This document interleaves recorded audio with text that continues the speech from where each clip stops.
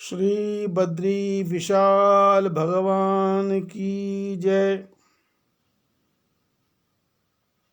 रामचंद्र भगवान की जय। पवन सुत हनुमान की जय।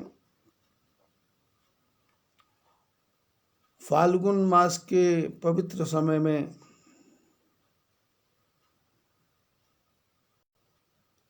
हम सब फाल्गुन नदी के किनारे पर हैं, जो कुरुक्षेत्र के पास है। फाल्गु नदी का महत्व है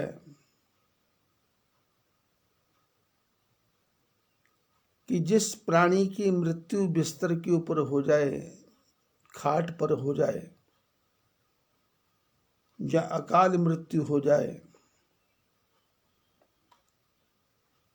ऐसे प्राणियों की अस्थियों को पहले फाल्गु में जाकर के स्नान करवाया जाता है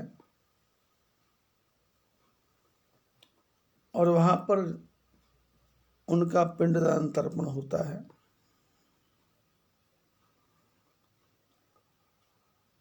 पर मैं तो ये फाल्गुन मास की कथा इस प्रकार से कर रहा हूं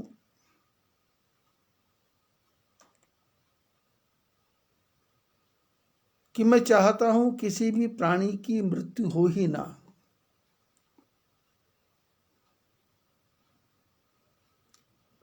देह का त्याग करने के बाद वो दोबारा पुनर्जन्म न ले, संसार की किसी भी योनि में न आए और वो स्वयं साक्षात परमात्मा के चरणों में लीन हो जाए। इस भावना को रख करके मैं ये कथा करने की चेष्टा कर रहा हूं, क्योंकि मैं नहीं चाहता कि किसी को बोला जाए कि तेरे ऊपर काल सर्प योग है, तेरे पर पितृदोष है, तेरे पर पितृ बाधा है, तेरा राहु खराब, तेरा केतु खराब, तेरा शनि खराब, तू खराब, तेरा पति खराब, तेरी पत्नी खराब, तेरे पुत्र खराब। क्योंकि इस संसार में कोई खराब है ही नहीं है।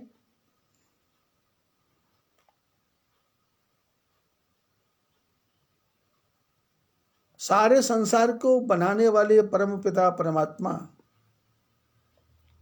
उन्होंने इस संसार में कोई भी वस्तु बेकार नहीं बनाई। हर वस्तु का कोई ना कोई उपयोग है, हर वस्तु किसी ना किसी काम आ रही है।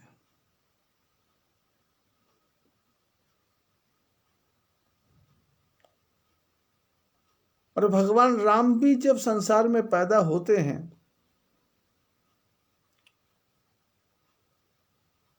तो वो सबकी भलाई का ही कार्य करते हैं और जिनके संपर्क में भी आते हैं उन सबको मोक्ष ही देते हैं। चाहे वो कैकेयी हो, कौशल्या हो, सुमित्रा हो, भरत हो, लक्ष्मण हो, शत्रुघ्न हो, श्रुतकीर्ति हो, उर्मिला हो, मांडवी हो, सीता हो, ताड़का हो, अहिल्या हो,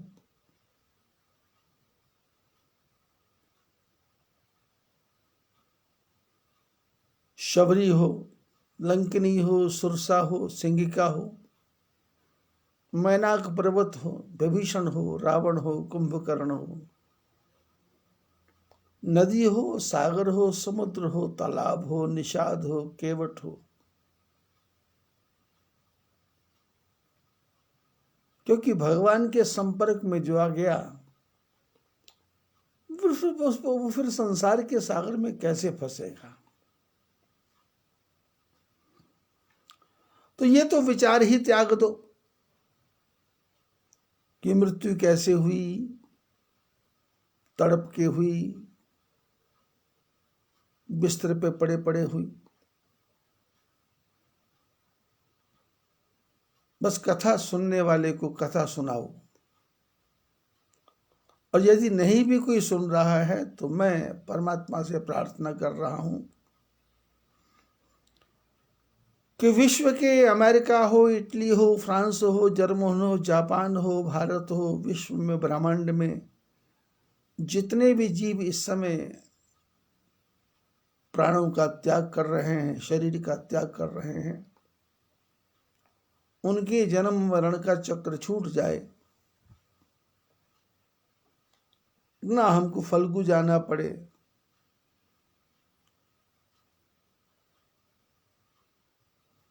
और यहां तक दान पुण्य की बात है तो दान पुण्य के लिए ब्राह्मण को दान देना धर्म है। वो हम किसी भी प्रकार से दे सकते हैं, बहाने से क्या देना।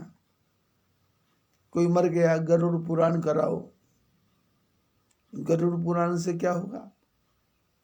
अरे गरुड़ पुराण में जो खर्चा आता है वो ब्राह्मण को हाथ जोड़ के दे दो और कहो कि आराम करो। जो मर गया उसके जीवन के बारे में सोच सोच के क्या फायदा। जो चला गया वो तो वापस आएगा नहीं। उसने अपने कर्म के किए हुए सारे कर्मों का हिसाब किताब पूरा कर लिया।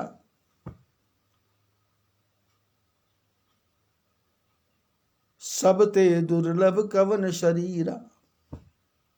सबसे दुर्लभ शरीर कौन सा है? नर समान नहीं कवने हु देही, जीव चराचर जाचत येही। मनुष्य शरीर के समान सर्वश्रेष्ठ शरीर कोई नहीं है। देवता भी चाहते हैं मनुष्य बने,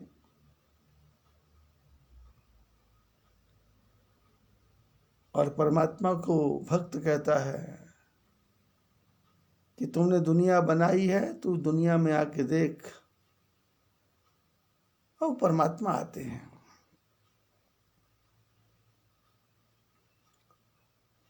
और माता कौशल्या की गोद में खेलते हैं।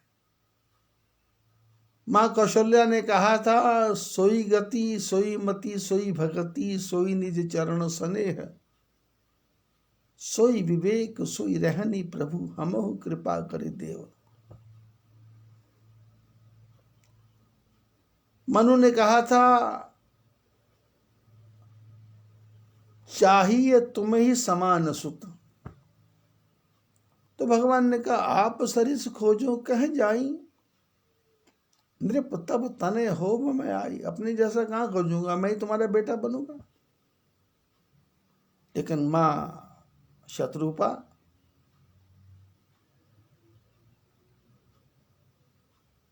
क्योंकि पुरुष चाहे कितना भी श्रेष्ठ हो, उसके अंदर स्त्री जितनी बुद्धि नहीं आ सकती। स्त्री में ममता है, स्त्री में मोह है, स्त्री में प्रेम है, स्त्री में विवेक है। 24 घंटे अपने बच्चे के भविष्य के निर्माण के बारे में सोचती रहती है। कैसे सजाऊं, कैसे इसके सुंदर रूप को सुंदर बनाऊं,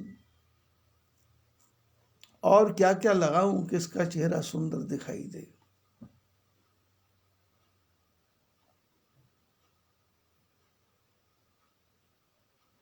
भगवान राम जी ने देखा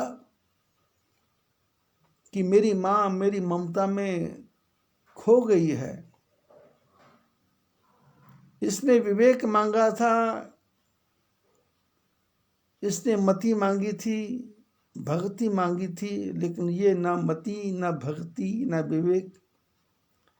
ये तो पड़गी चक्रों में स्नान करवाना है, पलने में सुलाना है, दूध पिलाना है, ठाकुर जी को भोग लगाना है। ऐसे तो मेरे को बालक समझेगी। और मैं तो संसार में एक लीला करने के लिए आया हूं, संसार को बताने के लिए कि मनुष्य बनकर के मोक्ष को कैसे प्राप्त करना है।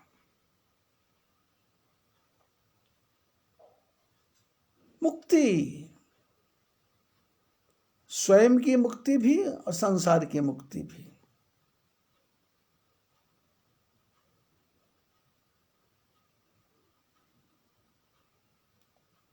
राम जी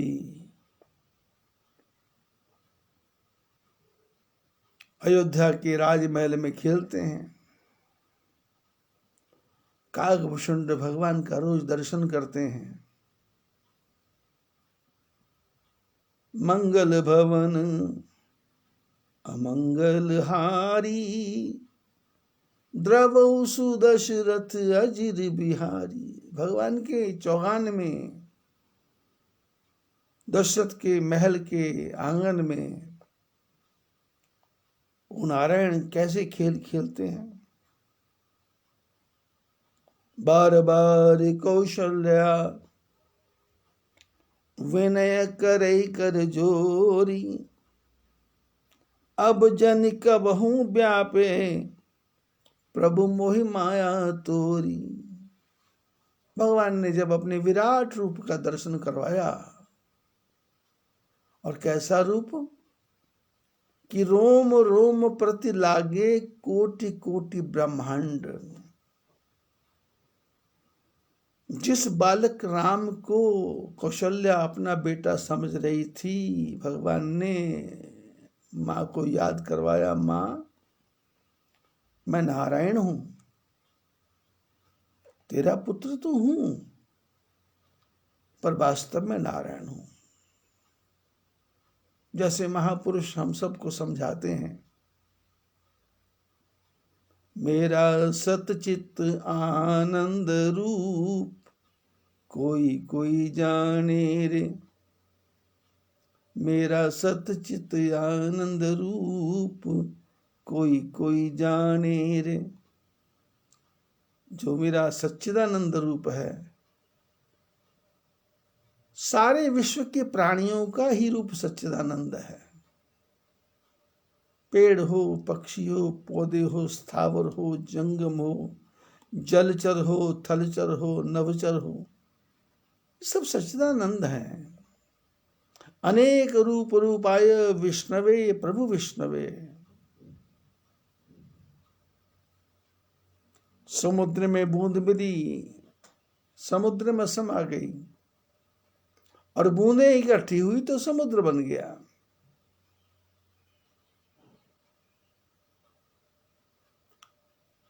शांत तालाब में पत्थर फेंकोगे तो लहरें हमारी तरफ भागी आती हैं। वो लहरें भाग भाग के हमारी तरफ आती हैं, जैसे हमको पूछ रही हो, तू कौन है, तू कौन है, तू कौन है, तू कौन है, तू कौन है, तू कौन है, तू कौन है, तू कौन है। हमारे शांत वातावरण में तू विक्षेप करने वाला कौन है।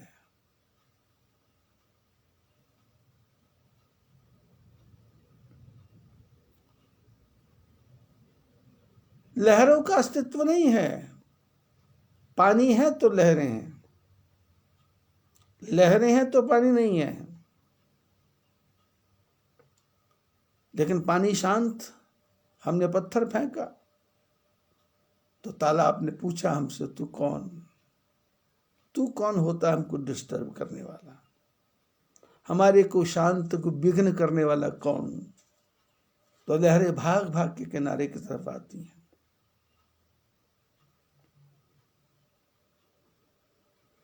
ऐसे ही हम सच्चिदानंद रूप हैं। शास्त्र, महापुरुष, ज्ञानी, ऋषि, मुनि, तपस्वी सब समझाते हैं।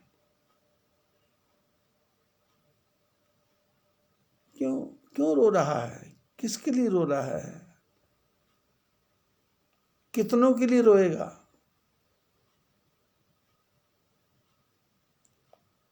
अपने रूप को पहचान।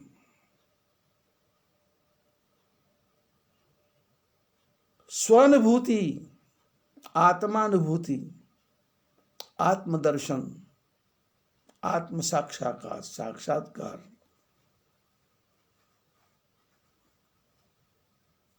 आत्मावलोकन। इस आत्मा की तरफ ध्यान से देखेंगे तो आपको दिखाई देगा, आत्मा नहीं अकेली, परमात्मा साथ में है। दोनों एक साथ रहते हैं, अलग रह नहीं सकते। राम भगवान विचार करने लगे कि माँ मेरी माया में खो जाएगी, बच्चा समझती रहेगी,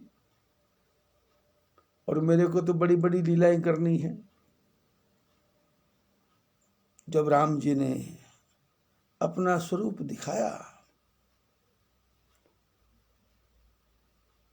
अनेकों विष्णु, अनेकों शंकर, अनेकों ब्रह्मा,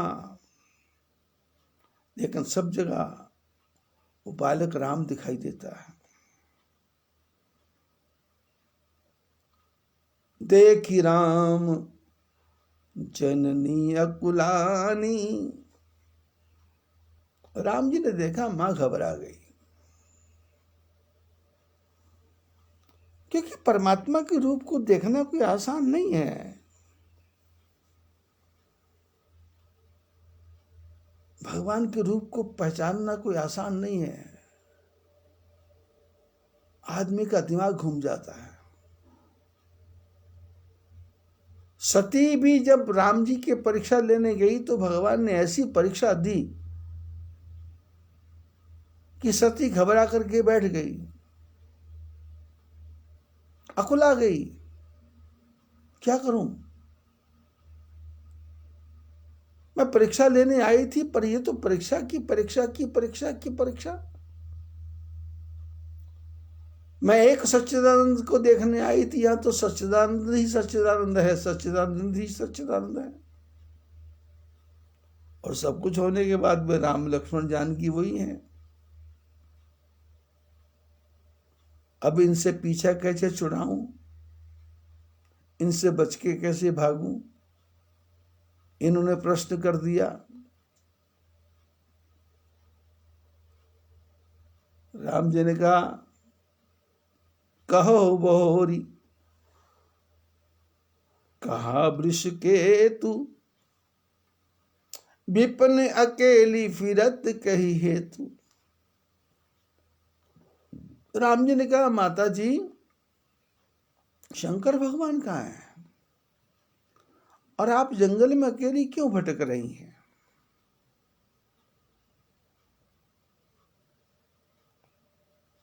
और राम जी समझ गए ये परीक्षा लेने आए हैं, शंकर भगवान ने भेजा है, तो बोले शंकर जी की इच्छा पूरी कर देते हैं।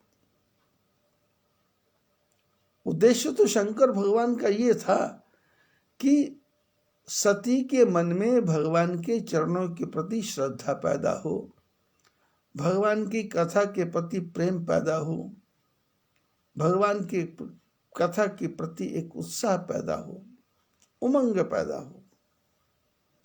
लक्ष्य था भगवान के चरणों की तरफ लगाना। जैसे मेरा भी लक्ष्य आप लोगों को क्या है, भगवान के चरणों की तरफ लगाना।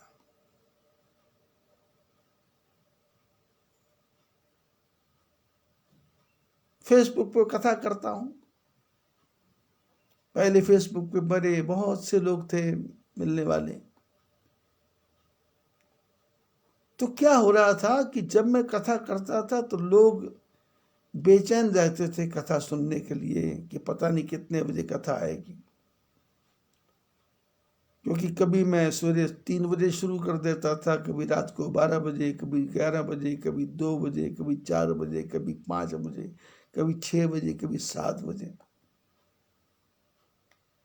तो मैंने देखा कि कुछ ऐसे लोग हैं जो कथा के प्रति इतने उत्सुक हैं कि उन्होंने सोना छोड़ दिया,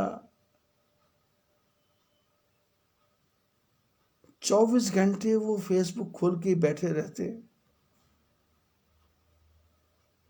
तो मैंने देखा ये तो परिवार को सुधारने की जगह परिवार को बिगाड़ने वाली बात हो जाएगी। घर में कलेश हो जाएगा, परिवार का काम नहीं होगा, इसी में लगे रहेंगे लोग। तो मैंने सब वो जो फेसबुक के फ्रेंड थे सब उड़ा दिए, और अब सीधी कथा यूट्यूब पे जाती है। अब किसी किसी दिन तो हजार हजार आदमी सुनते हैं, किसी दिन 50 सुनते हैं, किसी दिन 60 सुनते हैं, किसी दिन 90 सुनते हैं, तो उसकी मेरे को परवाह नहीं है।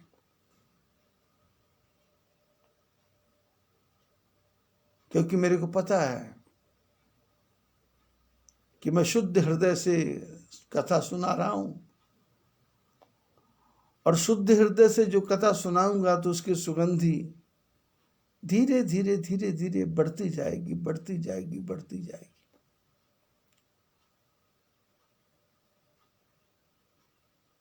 और इसमें मेरे कई सहयोगी हैं।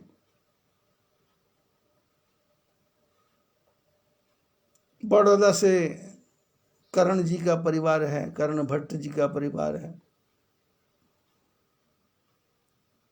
खामगांव से शुभम का परिवार है, झुंझुनवाला।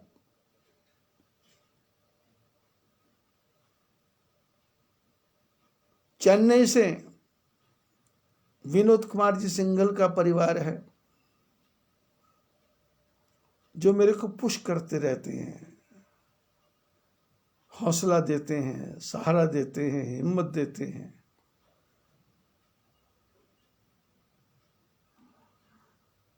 कि कथा का आनंद आ रहा है, बहुत अच्छा है। जो बालक कह तोतरी बाता, हंसही मुदित मन पितु और माता। बच्चा तोतली बात भी करता है तो माता पिता खुश होते हैं। ऐसे ये लोग तो मेरे माता पिता के समान। मैं चाहे अच्छी बातें बोलूं, वो कहते बड़ी अच्छी है, और कहीं गलत भी बोल देता हूं तो बोलते ये भी अच्छी है। आनंद आता है।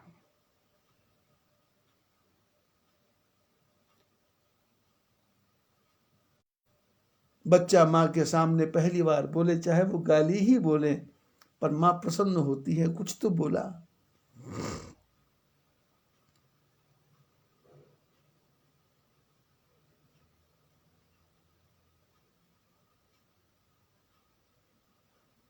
जब सती भगवान की परीक्षा लेने गई तो सती भी अकुला गई, घबरा गई, कैसे जान छुड़ाऊं, और आंख बंद करके जमीन पे बैठ गई, घबरा गई। भगवान ने देखा ये घबरा गई, तो भगवान ने अपनी माया हटाई। अब सती ने जब आंख खोली तो ना वहां राम थे, ना लक्ष्मण थे, ना जानकी थे, चुपचाप वापस आ गई। और शंकर भगवान का लक्ष्य पूरा हो गया, क्योंकि शंकर भगवान ने देखा कि थ्योरिकल कथा सुनाते सुनाते इसकी बुद्धि पे कोई असर नहीं पड़ा, तो इसको प्रैक्टिकल कथा करके बता दो। प्रैक्टिकल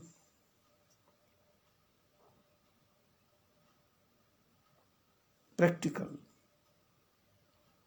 जब प्रैक्टिकल दिखाया तो सती समझ गई, ये राम सच्चिदानंद हैं। ये राम बालक बने, छोटे बने, बड़े बने, रोए पीटे, पेड़ों से मिले,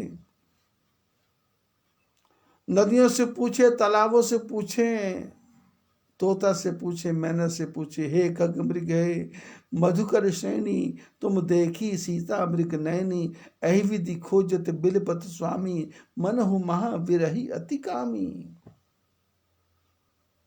सती ने देखा, लेकिन जब प्रैक्टिकल दिखाया तो सती ने कहा, ये खोजते हैं तो भी राम है, सीता खो गई तो भी राम है, सीता चलेगी तो भी राम है, सीता आ जाएगी तो भी राम है,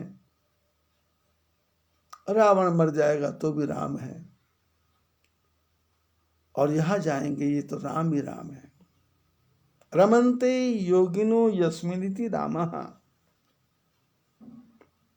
योगी लोग जिसमें रमण करते हैं, योगी लोग जिसमें विहार करते हैं, योगी लोग जिसमें स्थित होते हैं। स्थित प्रज्ञस्य का भाषा समाधिस्तस्य केशव। स्थित प्रज्ञ हो जाना, अपने टारगेट में पूरा ध्यान लगाना, वैसे ही भगवान राम जी ने जब अपनी माँ को कौशल्या को अपना रूप दिखाया तो देखी राम जननी कुलानी प्रभु हसुदीन मधुर मुस्कानी। भगवान ने देखा माँ घबरा गई तो भगवान हंस दिए, मुस्कुरा दिए और कहा, माँ मैंने यही रूप जो आपको दिखाया है ना, ये किसी को बताना नहीं। बार बार कौशल्या विनय करई कर जोरी, अब जन कबहू व्यापे प्रभु मोहि माया तोरी। माता कौशल्या बार बार परमात्मा के चरणों में प्रार्थना कर रही है, हाथ जोड़ करके, कि प्रभु कृपा करना, अब कभी भी आपकी माया मेरे को अपने बंधन में न बांधे, मैं माया के मोह में न बंध जाऊं, मैं हर घड़ी हर पल हर क्षण आपके अंदर परमात्मा का दर्शन करूं। तो राम जी ने कहा, माँ अब पुरानी कहानी शुरू करें। माँ ने कहा, कौन सी? बोले बाल चरित। बोले हाँ हाँ शुरू करो। किसी को बोलोगे तो नहीं? बोले नहीं नहीं, सिर्फ वो प्रेमानंद को पता होगा, या तुलसीदास को पता होगा, या शंकर को पता होगा, जो काकभूषण को पता होगा। और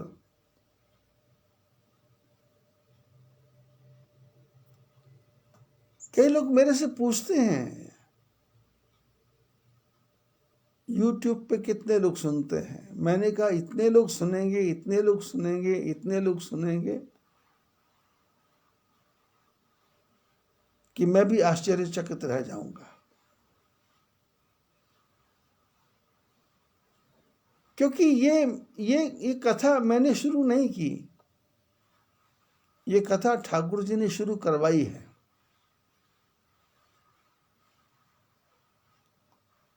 निज गिरा पावन करण कारण, राम जस तुलसी कहो। गोस्वामी जी कहते हैं, मैंने अपनी वाणी को पवित्र करने के लिए राम का यश कहा है। अब इससे मेरी कीर्ति बढ़े, मेरा यश बढ़े, मेरा मान बढ़े, इसके पीछे टारगेट ये नहीं है। टारगेट ये है कि लोगों का भगवान के प्रति स्नेह बढ़े, सनातन धर्म के प्रति एक भावना बढ़े। बाल चरित हरि बहुविधि कीना, अति आनंद दासन कह दीना। भगवान बच्चों जैसे खेल करते हैं, और कैसे बच्चे भागते हैं, कैसे नाचते हैं, कैसे मचलते हैं, कैसे रूठते हैं, कैसे मनाते हैं, कैसे गुस्सा करते हैं, और सबको आनंद आता है। अति आनंद दासन ने कहा, अपने दासों को अति आनंद दिया। कछुक काल बीते सब भाई, बड़े भय परिजन सुखदाई। थोड़े समय के बाद में सारे भाई बड़े हो गए और चूड़ाकरण संस्कार किया गया, ब्राह्मणों को बुलाया गया, दक्षिणा दी गई, और भगवान ने परम मनोहर चरित अपारा, करत फिरत चारे सुकुमारा। चारों भाई परम मनोहर चरित्र करते हैं। ऐसा ऐसा काम करते हैं कि सबको आनंद आता देख करके। हंसना, बोलना, खेलना, चलना फिरना, नाचना, मन क्रम वचन अगोचर जोई, दशरथ अजिर विचर प्रभु सोई। शंकर बोले पार्वती, जो राम मन से परे हैं, वचन से परे हैं, कर्म से परे हैं, आंखों से भी परे हैं, यहाँ पर मन नहीं जा सकता, यहाँ से बुद्धि नहीं जा सकती, यहाँ विचार नहीं जा सकते, ऐसे परमात्मा दशरथ के महल की आंगन में विचर रहे हैं, घूम रहे हैं। और जब घर में रहते हैं तो भोजन करत बोल जब राजा, नहीं आवत तज बाल समाजा। भोजन करने का समय आता है, राजा के लिए चौकी लगती है और राजा दशरथ विचार करते हैं बच्चों को बुलाओ, और भोजन की थाली पे बैठे बैठे ही बुलाते हैं, आवाज लगाते हैं, अरे भाई आओ चलो भोजन कर लो। लेकिन राम जी नहीं आते अपने मित्रों को छोड़ के। तो दशरथ कौशल्या को बोलते हैं कि देखो बुला के लाओ बच्चों को, साथ बैठ के खा लेंगे। क्योंकि बच्चे का खाना कैसा है, बड़ा बैठेगा उसके साथ खाएगा, छोटा बैठेगा उसके साथ खाएगा, माँ बैठेगी उसके साथ खाएगा, पिता बैठेंगे उसके साथ खाएगा, कोई मेहमान आ गया उसके साथ भी खा लेगा। उसका तो छोटा छोटा टुकड़ा टुकड़ा खाना, उसको मन है तो खा लिया, नहीं हुआ तो मना कर दिया, मन है तो उगल दिया, मन है तो ज्यादा खा लिया, नहीं पचा तो वॉमिट कर दे।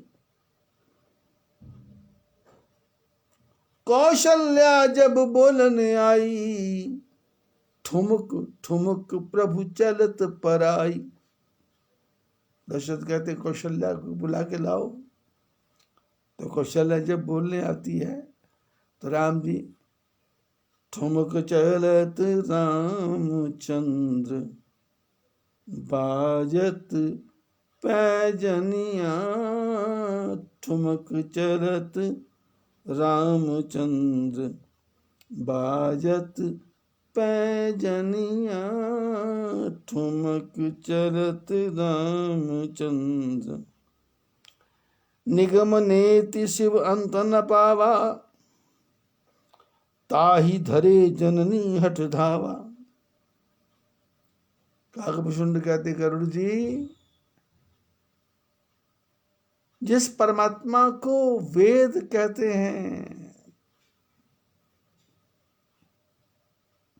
शंकर कहते हैं, ब्रह्मा कहते हैं, जिसका अंत नहीं पाया जा सकता, उस भगवान को मां पकड़ने के लिए दौड़ रही है, पकड़ने के लिए दौड़ रही है। ताहे धरी, इसको वेद पुराण शास्त्र नहीं पकड़ सकते, उसको पकड़ने के लिए माँ जननी, माँ भागी, हठ जबरदस्ती, धावा धाई भागी। और धूसर धूरी भरे तनु आए, भूपति बिहसी गोद बैठाए। राम जी बच्चों के साथ खेल रहे थे, शरीर में मिट्टी लगी हुई थी, सारे शरीर में धूल ही धूल थी। दशरथ महाराज सुंदर वस्त्र पहन के बैठे हैं और बच्चे को जब पकड़ के लाए तो उन्होंने बिना किसी भेदभाव के उठा के गोद में बिठा लिया। भोजन करत चपल चित, इत उत अवसर पाई, भाजी चले किलकत मुख, ददियो दन लपटाई। और जब भोजन करते हैं तो चित्त चपल है, चंचल है, कभी बाएं कभी दाएं, कभी ऊपर कभी नीचे, कभी थाली में हाथ मारते हैं, कभी रोटी में हाथ मारते हैं, कभी दही में हाथ मारते हैं। और जैसे मौका लगता है दशरथ की गोदी में से निकल के छिटक भाग जाते हैं। बाजी चले किलकत, और किलकारी मार करके भाग रहे हैं राम। और जब भाग रहे हैं तो मुंह के ऊपर, मुंह में दही लगा हुआ है, माखन लगा हुआ है, पूरा मुंह लिपटा हुआ है। काकभूषुंड कहते हैं, गरुड़ जी, मैं ऐसे रूप का दर्शन करता हूं, मस्ती में मस्त रहता हूं, आनंद आता है। और 5 साल तक वहीं रहा मैं, भगवान की एक एक लीला का दर्शन कर रहा हूं। माँ के साथ जो नाटक किया उसका भी दर्शन किया, माँ घबराई उसका भी दर्शन किया। और मेरे को अपने पूर्व जन्मों का ध्यान आ रहा था कि किस किस प्रकार से परमात्मा कृपा करते हैं अपने भक्तों के ऊपर।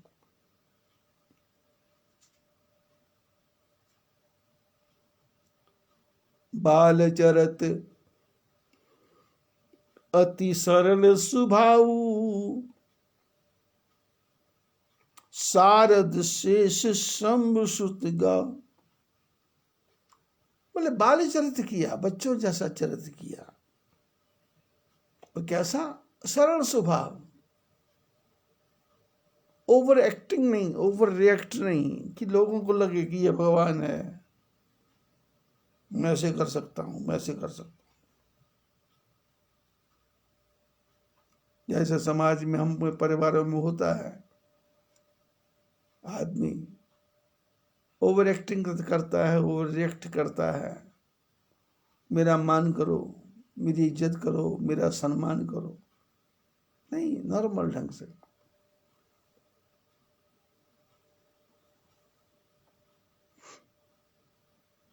कैसे परमात्मा? बोले ऐसे परमात्मा जिनकी सरस्वती भी भेद नहीं पा सके, जो सेवा करते हैं, शंभु सेवा करते हैं, श्रुतियां जिनका गान करती हैं, ऐसे परमात्मा ने सरल स्वभाव से बाल चरित किया। जिनकर मन इन सन नहीं राता, ते जन वंचित किए विधाता। शंकर बोले पार्वती,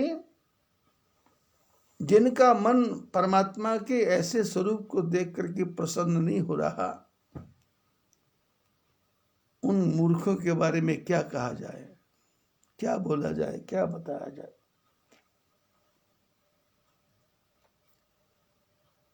भय कुमार जब ही सब भ्राता, दीन जनेऊ गुरु पितु माता। बच्चे जब बड़े हुए तो यज्ञोपवीत संस्कार किया गया।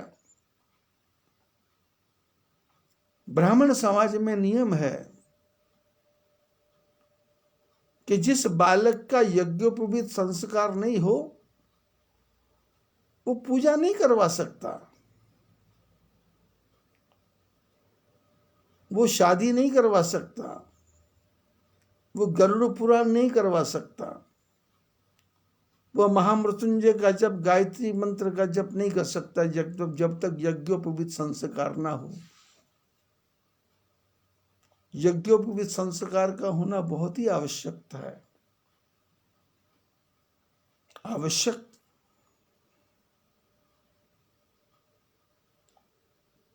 ये भी एक संस्कार है।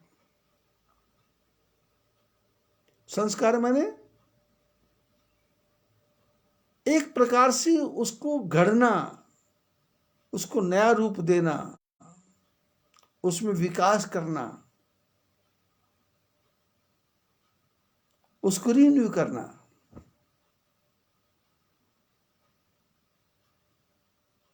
जातकरण संस्कार, चूड़ाकरण संस्कार, नामकरण संस्कार, यज्ञोपवीत संस्कार। और यहां तक संस्कारों की बात है तो मृत्यु संस्कार, फिर उसके बाद में 13वां मासिक श्राद्ध, संस्कार ही संस्कार है। सोने के बिस्कुट को जब तक संस्कार नहीं करेंगे, जलाएंगे नहीं, गलाएंगे नहीं, काटेंगे नहीं, छीनेंगे नहीं, तो नाक में नहीं पहनने लायक होगा, गले में पहनने लायक नहीं होगा। जब उसको ठोक पीट के संस्कारित कर दिया गया तो उसको हाथों में पहनो, कमर में पहनो, ब्रेसलेट बना के पहनो, अंगूठियां बना के पहनो। लेकिन सोने के बिस्किट को कोई भी गले में लटका के नहीं घूमता।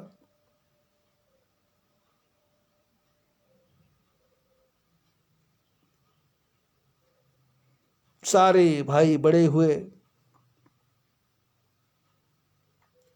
यज्ञोपवीत संस्कार हुआ। यज्ञोपवीत संस्कार होने के बाद में गुरु गृह गए पढ़न रघुराई, अल्पकाल विद्या सब आई।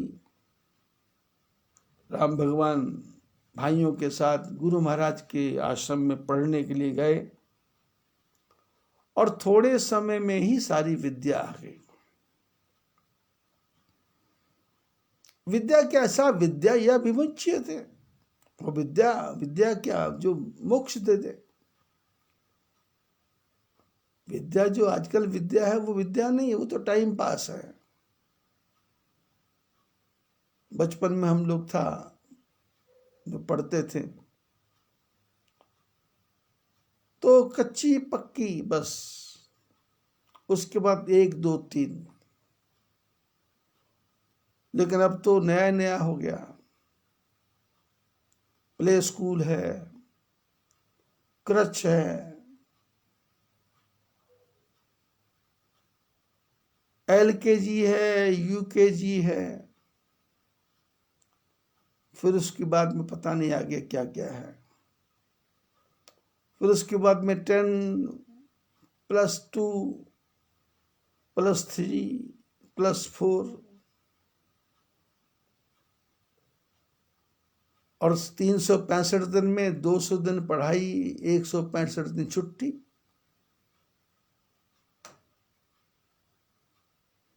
फीस ही फीस, शोषण ही शोषण।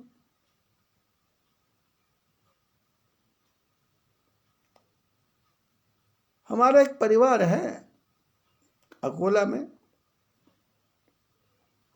उनका बेटा पहली कक्षा से ही स्कूल नहीं गया। नाम स्कूल में लिखा दिया, फीस जाती है, बच्चा बोलता मैं स्कूल नहीं जाऊंगा। और बच्चा पढ़ते पढ़ते पढ़ते पढ़ते 10वीं में पहुंच गया और सबसे टॉप नंबर लेके आता है। हमारे एक परिचित हैं अमृतसर में, छैलटा में, अश्विनी कुमार जी। उनका बेटा रोहन है, उनकी बिटिया है, उसका नाम भूल जाता हूं मैं, और उनकी पत्नी गुलशन। बच्चे स्कूल नहीं जाते, घर ही बैठ के पढ़ते। और वहीं अमृतसर के पास ही एक गांव है, वहां का हाल तो मैंने बड़ा विचित्र देखा कि आपको 12वीं की कक्षा की परीक्षा देनी है, वहां भर्ती हो जाओ, कोई पूछने नहीं आएगा। पर्चियां चल रही हैं, किताबें पर लिखी जा रही हैं, पढ़े जा रहे हैं और सारे बच्चे पास। यदि एक बच्चे का 98% आया तो दूसरे का भी 98, तीसरे का भी 98, चौथे का भी 98। यदि एक बच्चे का 90% आया तो सबके 90% ही आएंगे। ऐसा विचित्र स्कूल भी मैंने देखा।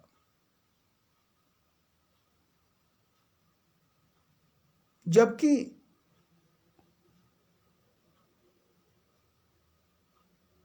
मैंने देखा है कई बच्चे 10वीं कक्षा में ही मेडिकल पढ़ जाते हैं, क्योंकि पढ़ाई का समय कम है। सरकारों ने फैला दिया, क्योंकि सरकारों के पास साधन नहीं है। और जो टीचर हैं उनकी तनख्वाह 60,000, 70,000, 80,000। और टीचर स्वयं नहीं जाती, उन्होंने उसके अपने आगे नौकर रखे हैं 10,000 रुपये कि तू चले जाया कर, मैं खेती में हल चलाऊंगा। ये हालत है संसार की।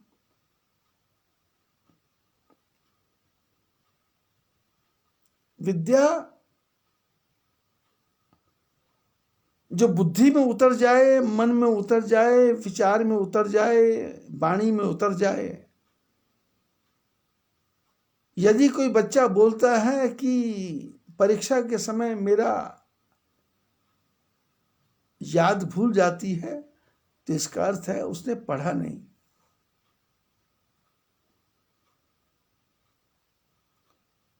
परीक्षा के समय बच्चे को बुखार आता है, इसका अर्थ है उसने पढ़ा नहीं। पढ़ाई तो थोड़े में आ जाएगी, समझदारी तो थोड़ी में आ जाएगी।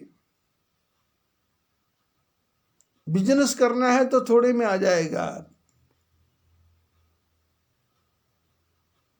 धंधा करना है तो थोड़े में आ जाएगा। लेकिन बुद्धि की आवश्यकता है, मन को लगाने की आवश्यकता है, मन को टिकाने की आवश्यकता है। ज्यादा फैलाव नहीं।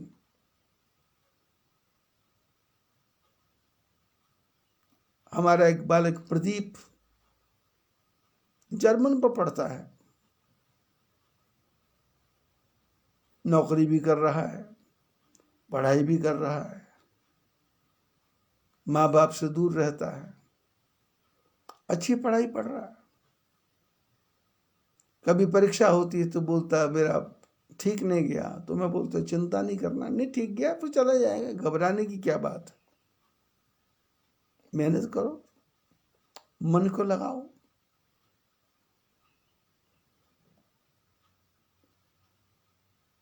फालतू के बारे में मत सोचो, लड़कियों के बारे में मत सोचो, गर्लफ्रेंड के बारे में मत सोचो।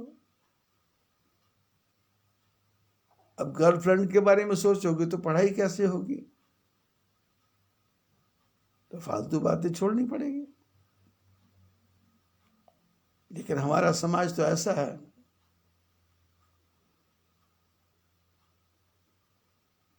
परिवारों ने बच्चों को इतना बर्बाद कर दिया कि 15 साल की उम्र का लड़का हो जाए, 13 साल की लड़की हो जाए, बस एक ही चर्चा 24 घंटे है, तेरा किससे चक्कर चलता है, तेरा कहाँ चक्कर चलता है, तेरा कहाँ चक्कर चलता है। अब ऐसे ऐसे विचार जब हम बच्चों को देते रहेंगे तो बच्चों की वृत्ति कहाँ जाएगी, बच्चों का मन कहाँ जाएगा, वो कहाँ पढ़ेंगे।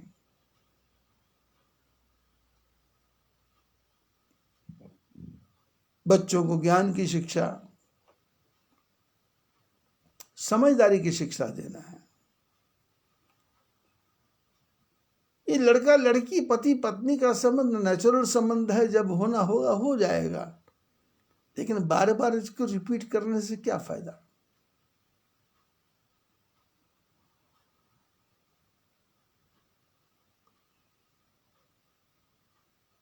गुरु गृह गए पढ़न रघुराई, अल्प काल विद्या सब पाई। राम जी गुरु महाराज के चरणों में पढ़ने के लिए गए और वहां ज्यादा दिन नहीं लगा, थोड़े समय में सारी विद्या प्राप्त हो गई, थोड़े समय में।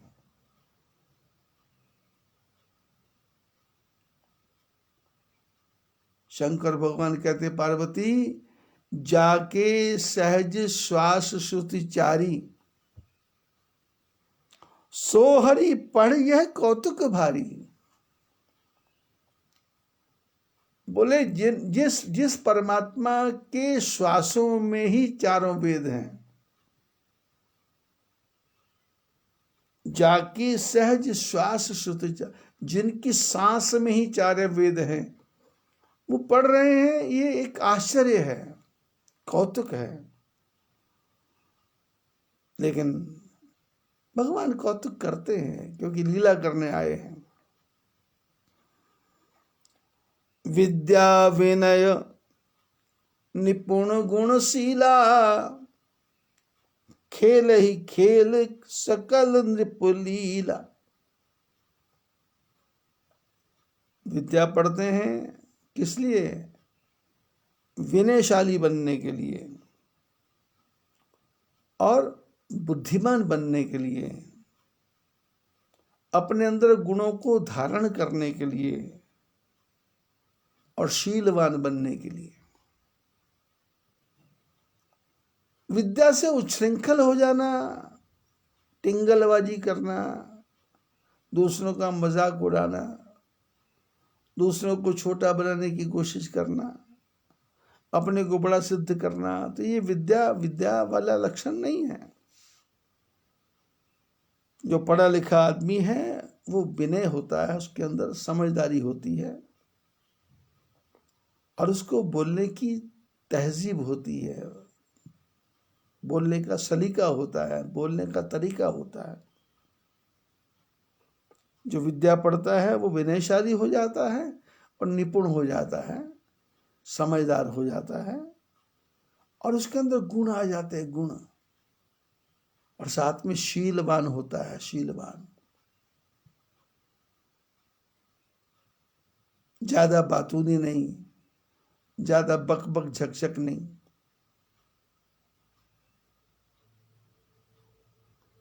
और वहां क्या करते हैं? गुरु महाराज के घर में आश्रम में गए तो क्या किया? तो क्या वहां खेल कूद की व्यवस्था नहीं थी? बोले हाँ, खेल कूद की व्यवस्था थी। क्या? बोले गुरु महाराज के आश्रम में कोई राजा बनता था, कोई रानी बनता था, कोई मंत्री बनता था, कोई संतरी बनता था, कोई युद्ध बनता था, कोई गुप्तचर बनता था। ऐसे खेल ही खेल सकल नृपलीला। वहां गुरु महाराज के आश्रम में भी भगवान राम सीख रहे हैं कि राजा का क्या आचरण होना चाहिए, राजा को कैसा होना चाहिए। करतल बाण धनुष अति शोभा, देखत रूप चराचर मोहा। और जब राजाओं की लीला करते तो हाथ में धनुष बाण होता,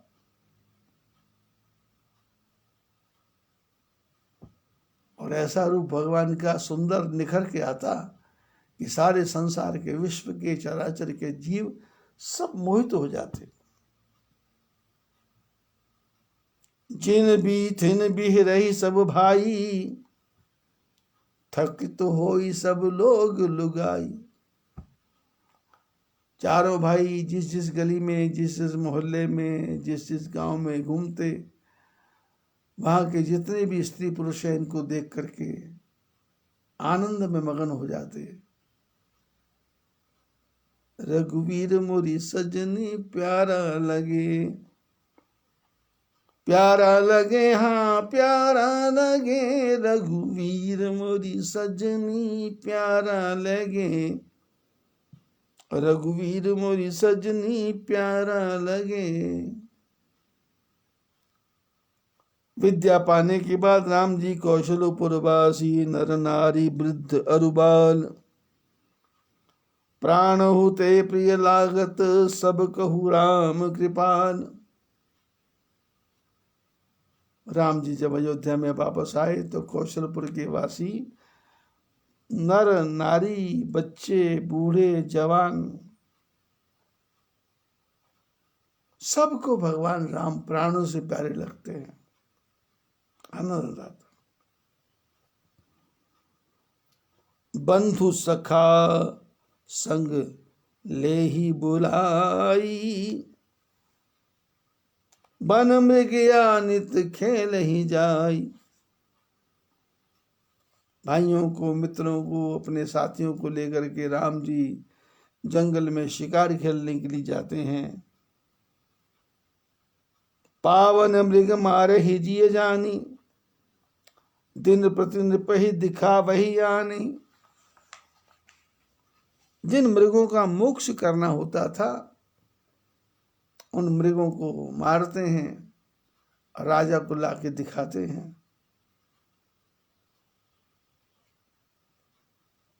शंकर कहते पार्वती, ये मृग राम बाण के मारे, ते तनु तज सुरलोक सुधारे।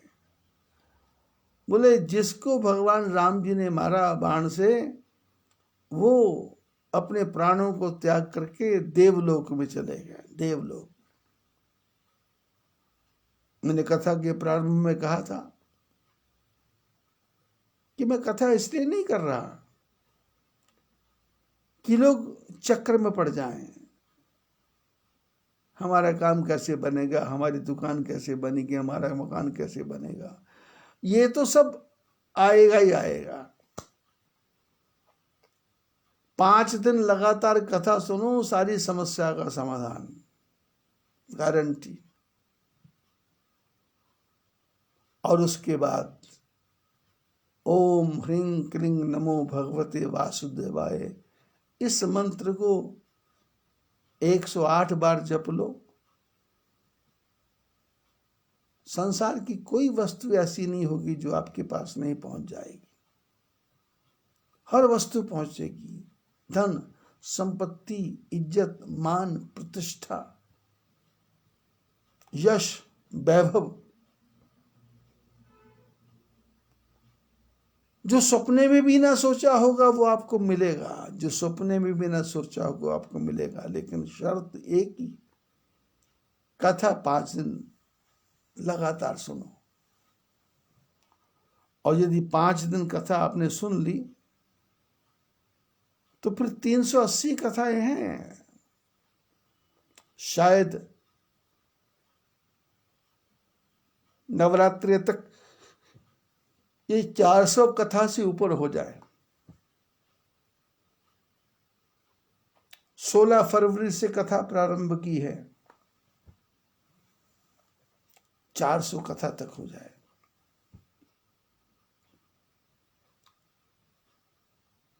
और ये राम कथा जो मैं कर रहा हूं, राम कथा नहीं, जीवन कथा है, प्रैक्टिकल है, थ्योरिकल नहीं है। दिमाग से दिल में उतरती जाएगी, दिमाग से दिल में उतरती जाएगी।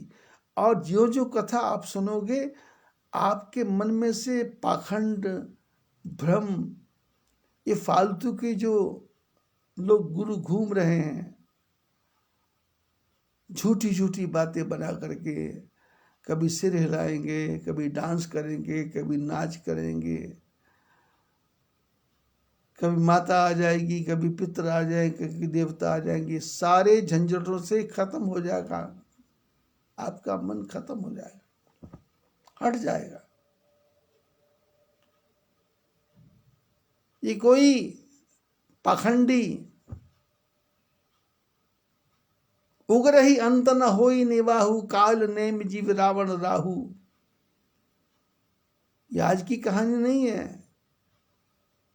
द्वापर युग में भी काल नेमी हुआ, रावण हुआ, राहु हुआ।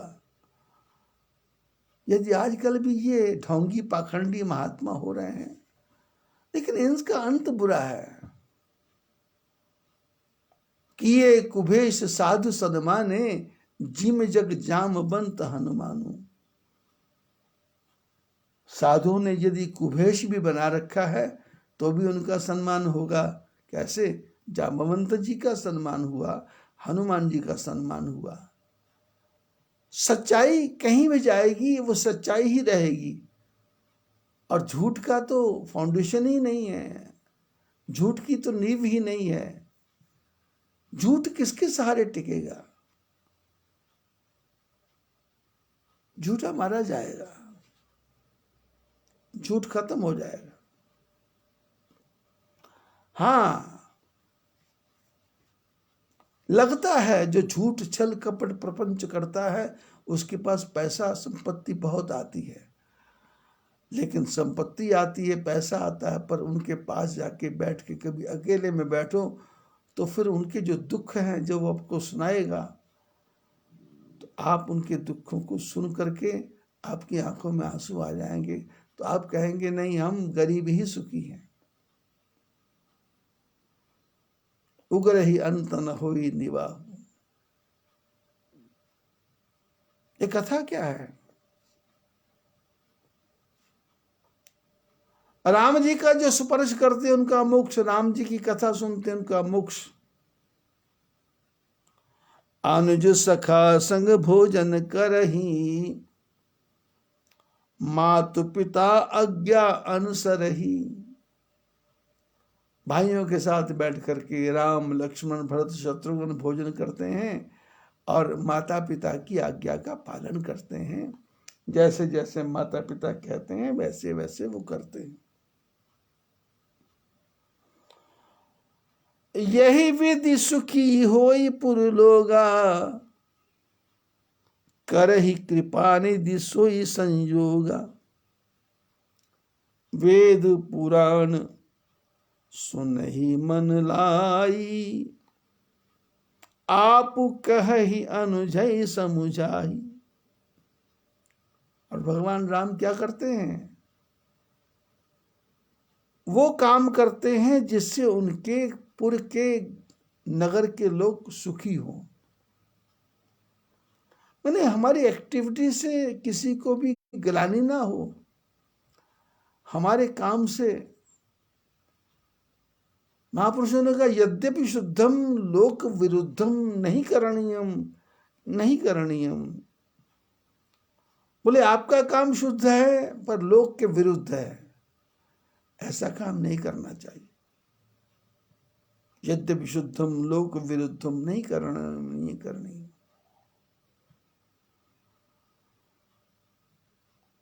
आपको जो बुरा लगता है तो दूसरे को बुरा लगता है।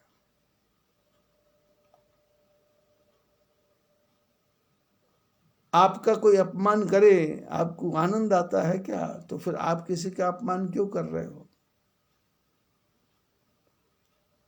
शब्द ही तो है जो आदमी के मन को जीतेगा। शब्द ही तो है जो आदमी की बुद्धि को घुमा देगा। शब्द ही तो है जो आदमी को दुश्मन बना देगा। शब्द ही तो है जो आदमी को आगे पहुंचा देगा। शब्द ही तो है जो दूसरे को बस में कर लेगा। शब्द ही तो है जो दूसरे को विरोधी बना देगा। भगवान क्या करते हैं? यही विधि सुखी होई पुर, जिससे नगरवासी सुखी हों वही काम करना है। कर ही कृपा निधि सोई संयोगा, वही वही काम करते हैं, दूसरा कोई काम नहीं करते।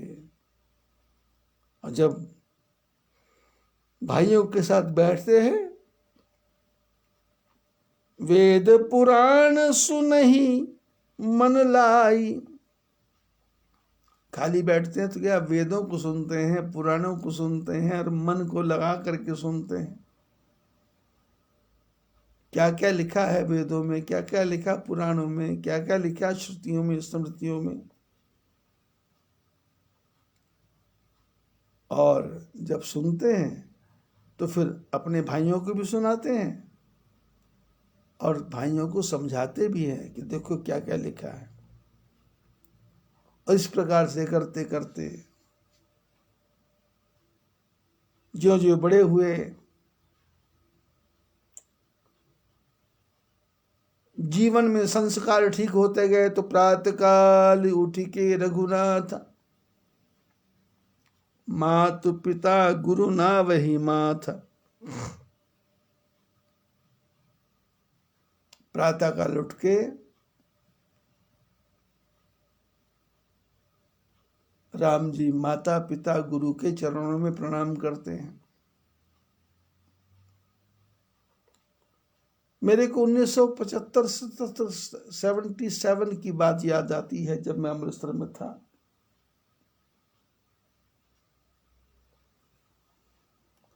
तो यहाँ मंदिर बना रहा था, उसके पड़ोस में जैतली परिवार था, मनोज जैतली। उनके पिताजी केवल कृष्ण जैतली, उनके दादाजी देवी दयाल जी जैतली।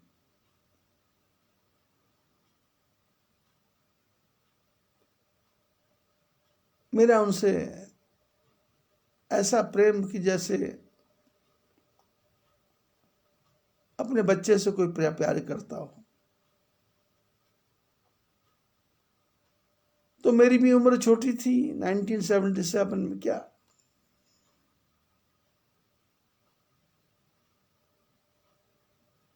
24-25 साल की होगी। तो मंदिर में रहते थे, छोटी अवस्था थी, तो हमने बच्चा पार्टी बना रखी थी। बच्चा पार्टी, बच्चों शाम को आते थे मंदिर में, कीर्तन कर देना, भजन कर लेना, आरती कर लेना, भेंट बोल लेना और भगवान के नाम का गुणगान कर लेना। तो जो बच्चे आया करते तो मैं उनको सिखाता कि देखो, प्रातः काल उठ के माँ बाप के चरणों में प्रणाम किया करो।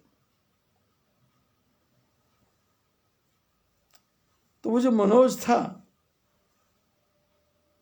उसको बचपन में हम कुछ और बोला करते थे, अब याद भूल गया मेरे को।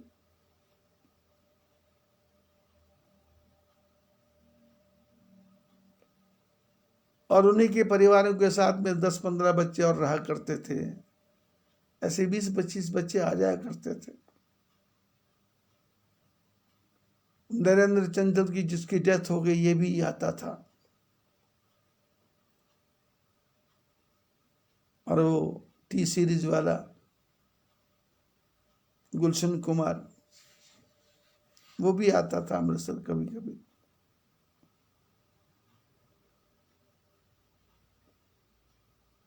तो एक पार्टी सी बनी हुई थी।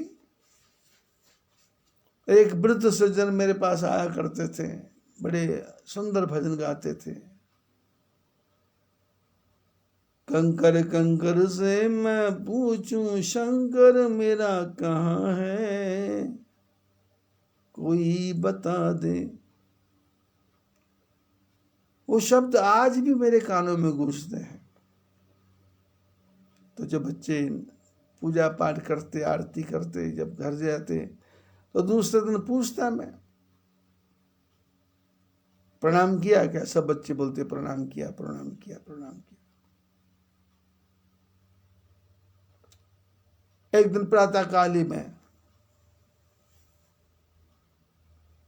केवल कृष्ण जैतली जी के घर पहुंच गया, देवी दयाल जी जैतली जी के घर पहुंच गया।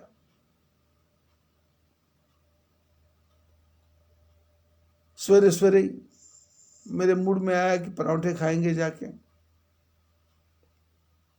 क्योंकि आश्रम के पड़ोस में था, तो वहां से सुगंधी आ जाती थी कि पराठे बन गए। तो उनकी जो दादी जी थी, वो घी, मलाई का घी निकालती थी, तो मेरे को ज्यादा डाल के देती थी, मक्खन। तो पहुंच गया, तो वो मनोज भी उठा नहीं था। दादाजी को तो हुक्का पीने की आदत थी, उनकी चिलम 24 घंटे चलती थी।